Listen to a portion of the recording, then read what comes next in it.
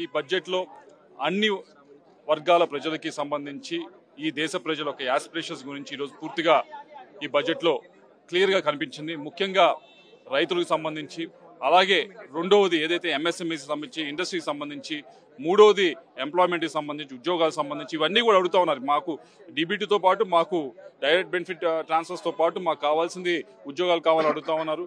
వాటికి సంబంధించి క్లారిటీ ఈరోజు ఇవ్వడం జరిగింది.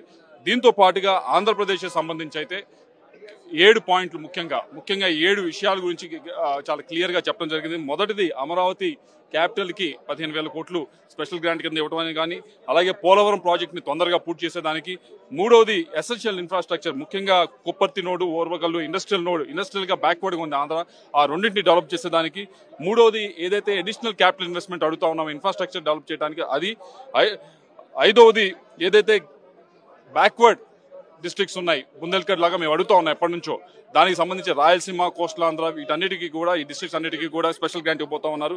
ఇవన్నిటితో పాటు ఆంధ్రప్రదేశ్కి సంబంధించి ముఖ్యంగా ఎక్కువగా ఎక్స్పోర్ట్ అయ్యేది స్ట్రింప్ బాగా ఎక్స్పోర్ట్ అవుతుంది. దానికి సంబంధించి కూడా ఈరోజు చాలా కన్సెషన్స్ ఇవ్వడం జరిగింది.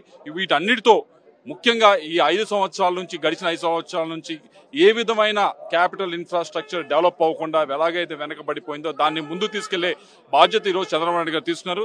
దాంట్లో భాగంగా ఇప్పుడు కేంద్ర ప్రభుత్వం ముందుకు వచ్చి ఈ బడ్జెట్ అంతా కూడా అనౌన్స్ చేసింది.